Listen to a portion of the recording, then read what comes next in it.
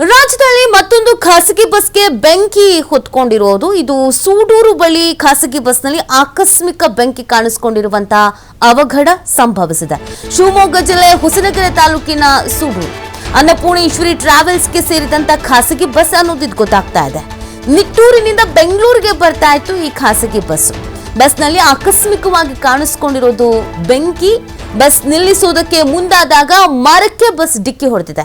ಕೂಡಲೇ ಬಸ್ನಿಂದ ಕೆಳಗಿಳಿದಿದ್ದ 36 ಪ್ರಯಾಣಿಕರು ಸ್ಥಳಕ್ಕೆ ರಿಪ್ಪನ್ಪೇಟೆ ಪೊಲೀಸರು ಭೇಟಿ ನೀಡಿ ಪರಿಶೀಲನೆ ನಡೆಸಿದ್ದಾರೆ. 4-5 ಪ್ರಯಾಣಿಕರಿಗೆ ಸುಟ್ಟ ಗಾಯ ಆಗಿದೆ. ಅವರನ್ನ ಮೆಘಾನ್ ಆಸ್ಪತ್ರೆಗೆ ಶಿಫ್ಟ್ ಮಾಡಲಾಗಿದೆ. ಯಾಕೋ ಗೊತ್ತಿಲ್ಲ, ಇತ್ತೀಚೆಗೆ ಈ ಖಾಸಗಿ ಬಸ್ಗಳಿಗೆ, AC ಬಸ್ಗಳಿಗೆ ಬೆಂಕಿ ಹೊತ್ಕೊಳ್ತಾ ಇರೋದು ಸ್ವಲ್ಪ ಜಾಸ್ತಿ ಆಗ್ತಾ ಇದೆ. ಬೆಂಕಿ ಅವಘಡಗಳು ಜಾಸ್ತಿ ಆಗ್ತಾ ಇದೆ. ಇದ್ದಕ್ಕಿದ್ದಂಗೆ ಹೊತ್ಕೊಂತು ಅಂತ ಅಂತಿದ್ದಾರೆ. ಅದು ಹೆಂಗೆ, ಏನು, ಏನು ಸಮಸ್ಯೆ ಅನ್ನೋದು ಗೊತ್ತಾಗ್ತಾ ಇಲ್ಲ. 36 ಪ್ರಯಾಣಿಕರು ಈ ಬಸ್ನಲ್ಲಿ ಇದ್ರು. ಒಂದು ಸ್ವಲ್ಪ ಹೆಚ್ಚು ಕಮ್ಮಿ ಆಗಿದ್ರು 36 ಜನರ ಪ್ರಾಣಕ್ಕೂ ಕೂಡ ಹಾನಿ ಆಗ್ತಾ ಇತ್ತು. ಒಂದು ಸ್ವಲ್ಪ ಮಂದಿಗೆ ಇದರಲ್ಲಿ ಗಾಯಗಳಾಗಿದೆ. ಅವರನ್ನ ಆಸ್ಪತ್ರೆಗೆ ದಾಖಲು ಮಾಡಲಾಗಿದೆ. ಬಟ್ ಈ ಥರದ ದುರಂತಗಳು, ಈ ಥರದ ಅವಘಡಗಳು ಯಾಕೆ ಪದೇ ಪದೇ ನಡೀತಾ ಇದೆ ಅನ್ನೋದು ಪ್ರಶ್ನೆ.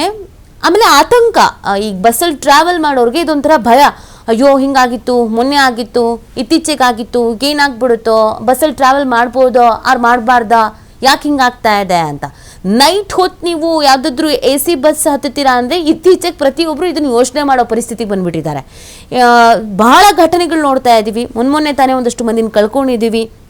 ಈಗ ಮತ್ತೆ ಅದೇ ಥರದ ಘಟನೆ ಅಂತ ಅಂದಾಗ ಆತಂಕ ಆಗತ್ತೆ, ಯಾಕೆ ಈ ಥರ ರಿಪೀಟ್ ಆಗ್ತಾ ಇದೆ ಅಂತ. ಇನ್ನು ಈಗಾಗಲೇ ಸ್ಥಳಕ್ಕೆಲ್ಲ ಸಂಬಂಧಪಟ್ಟಂಥ ಅಧಿಕಾರಿಗಳೆಲ್ಲ ಬಂದು ಕ್ಲಿಯರ್ ಮಾಡೋ ಕೆಲಸ ಮಾಡ್ತಾ ಇದ್ದಾರೆ.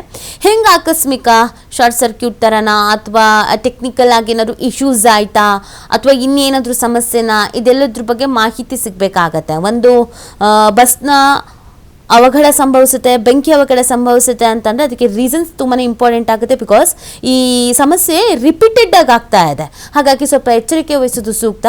ಇನ್ನು ಎಷ್ಟು ಜನ ಟ್ರಾವೆಲ್ ಮಾಡ್ತಾ ಇದ್ರು, 36 ಮಂದಿ ಟ್ರಾವೆಲ್ ಮಾಡ್ತಾ ಇದ್ರು ಅಂತ ಹೇಳ್ತಾ ಇದ್ದಾರೆ. ಅದರಲ್ಲಿ 4-5 ಮಂದಿಗೆ ಸ್ವಲ್ಪ ಮಟ್ಟಿಗೆ ಗಾಯ ಆಗಿದೆಯಂತೆ, ಸುಟ್ಗಾಯ ಆಗಿದೆಯಂತೆ.